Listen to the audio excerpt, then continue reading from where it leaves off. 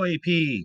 So this is a two-parter. We're going to have some questions to go with this, and then there'll be a second ed puzzle on, as you can see, the Counter-Reformation. But first, the Tudors. They're so fun to talk about. So here we go, the Tudors.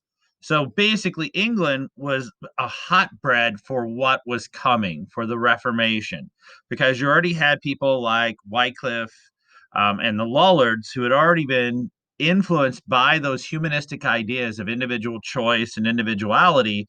And because of the distance, that's the best part for Rome is a ways away from England. And so, therefore, England could become this breeding ground of Protestant concepts. So, before even you had Luther, you had the Lollards who were already pushing a concept of faith alone. And that had died down because of pushback by the Catholic Church and pressure put on the crown. But the English monarchs in England itself are a distance away from Rome, and that then allows them to kind of foster their own ideas. So um, this is Arthur. Let's go back one. Here it is. This is Arthur. So what happened? And you have to understand the pretext of what's happening here. Is as we've discussed in the trial thing we had, is that you had the War of the Roses between the Lancasters and the Yorks over the control of the throne. Out of that rose the Tudors because both families were deposed, that the heads of the houses died. And then, so Henry Tudor then claimed the throne as an usurper, which means that he does not have the same authority. He isn't in line for the throne, but he's kind of skipped a few people here. And so he's on a throne that truly isn't really his, or at least how they feel. We talked about how then he controlled the nobles by using the Star Chamber. He creates this apparatus that allows him then to control the nobles through threat of taking land and property and their lives by sending them to the tower. Well, as we move forward to his heirs, we come to Arthur. Arthur's a sickly child, and he marries this young woman who is Catherine of Aragon. She is the daughter of Isabel and Ferdinand. So this is going to link, let's go back. This is going to link England and Spain together. Well, he dies, leaving the marriage unconsummated.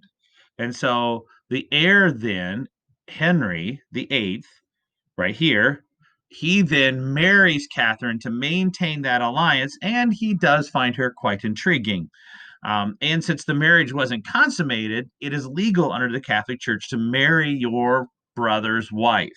Typically, that is not allowed, but since it wasn't consummated, and because the Catholic Church needs an ally against France who's been exerting power on it, England and Spain being tied together with the Holy Roman Empire basically fortifies Europe as a Catholic stronghold and holds back powers that would usurp them, such as Francis in France.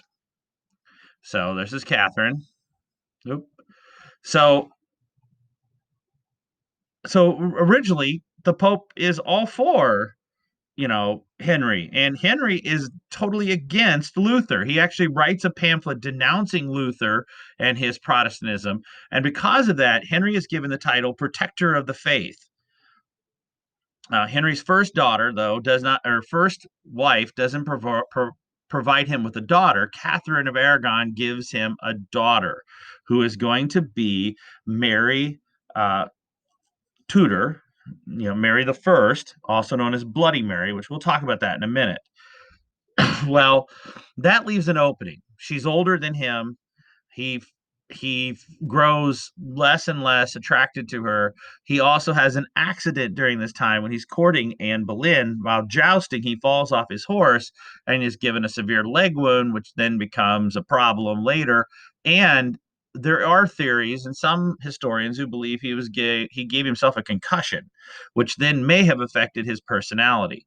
But he grows weary of Catherine, and this is why Anne becomes intriguing. Anne had been in the French court, which gave her all kinds of intrigue in itself because, they said a lot about those French girls during this time.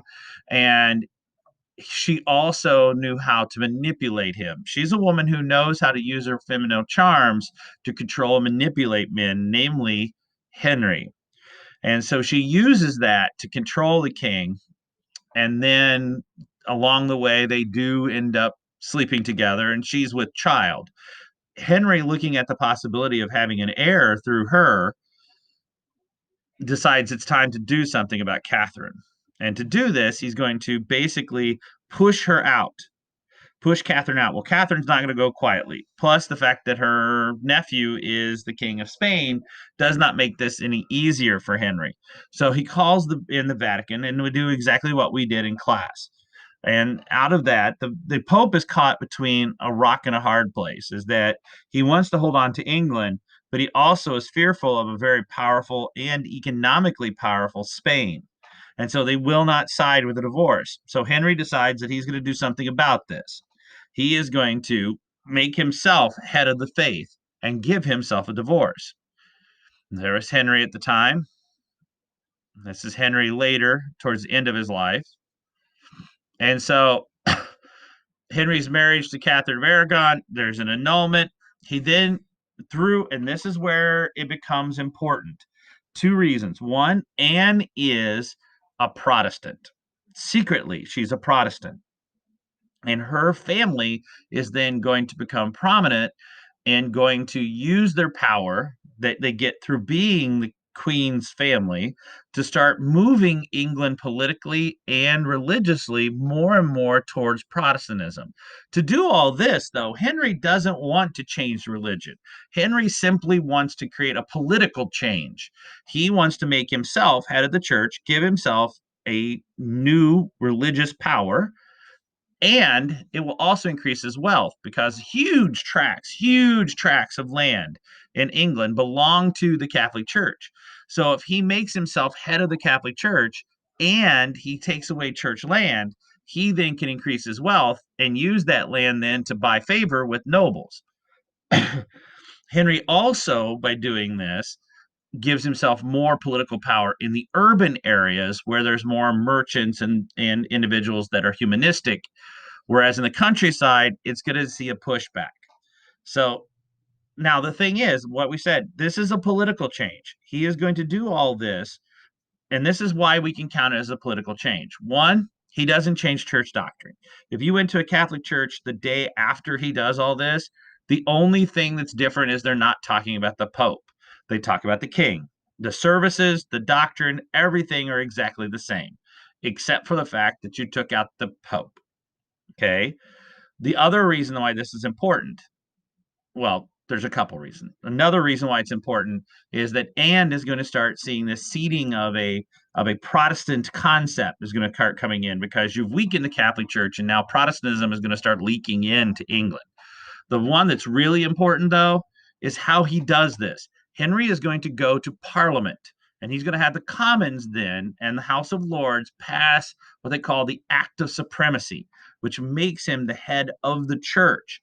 Later, they're going to pass an Act of Succession, which recognizes Anne's children as heirs to the throne. By doing this, he's giving power to Parliament, something that had only been called for taxes and for rare laws. Henry then is to cover himself by saying, look, the people want this. Parliament wants this.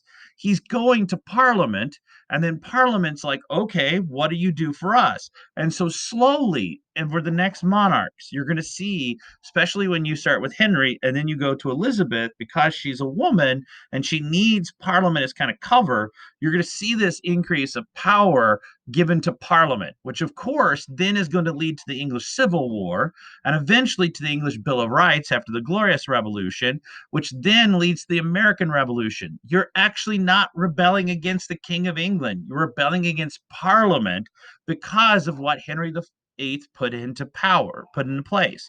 So this is a political reformation, which then is going to become a religious one. Well, Catherine gets sent to a nunnery. He was going to get what he wanted. Catherine gets into a nunnery. Anne is married to Henry then. She gives birth to Elizabeth, but then she runs amiss of Henry. He grows tired of her. There's also some things she does in court that makes him irritated at her. And so he decides that it's time to get rid of her. Now, she does do some things that might have got herself into a bit of trouble, like possibly try to seduce her brother, because she's trying to keep the whole affair quiet so that she can have a child.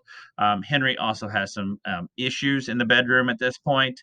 And so um, she ends up being framed for uh, incest and adultery. Her brother is executed as part of the plot. She is beheaded.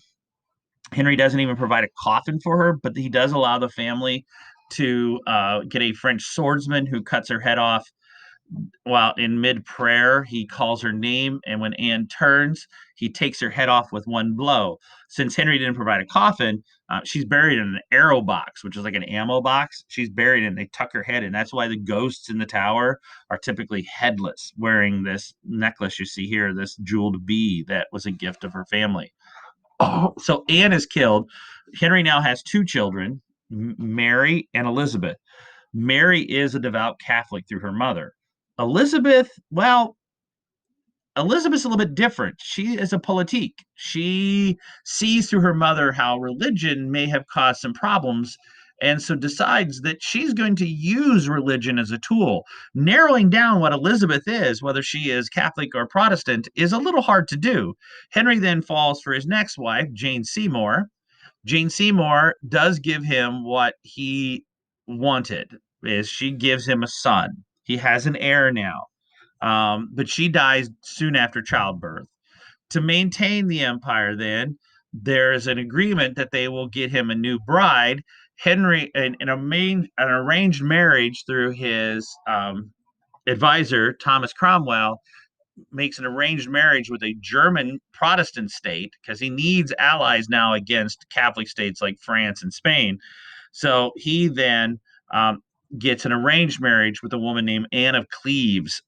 It was sight unseen, kind of like an arranged marriage, um, and he gets catfished.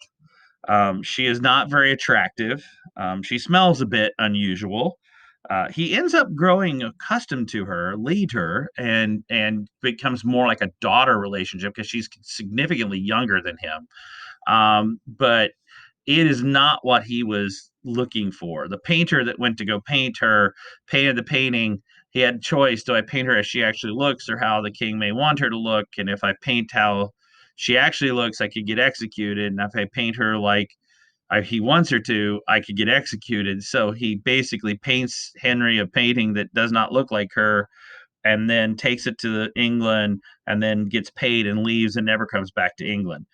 Henry annuls that marriage and sends her to an estate far away from him.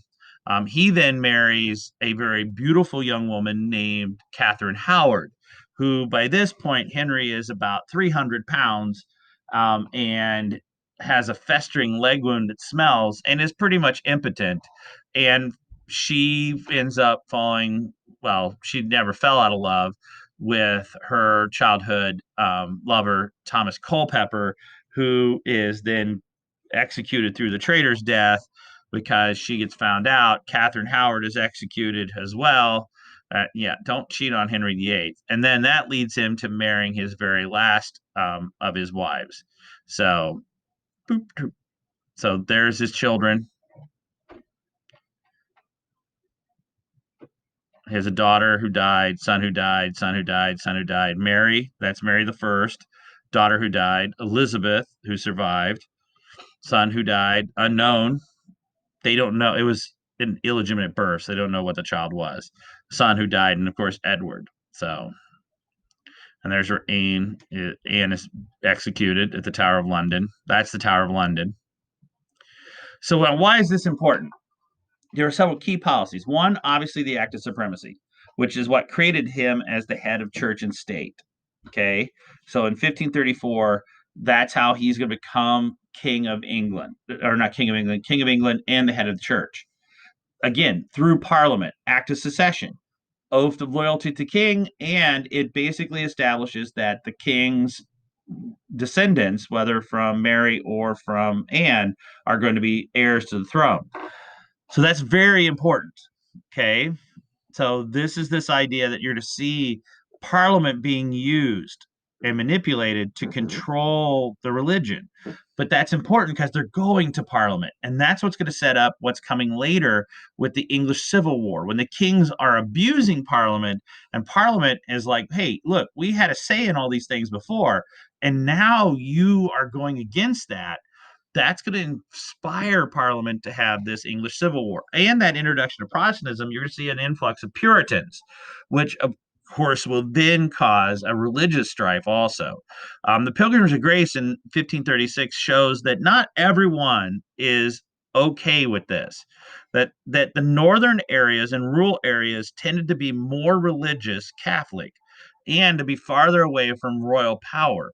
And so those rural areas that were farther away from London, they start pushing back. There's going to be an armed rebellion against the king, and they're going to march down basically as a sign of protest against the monarchy.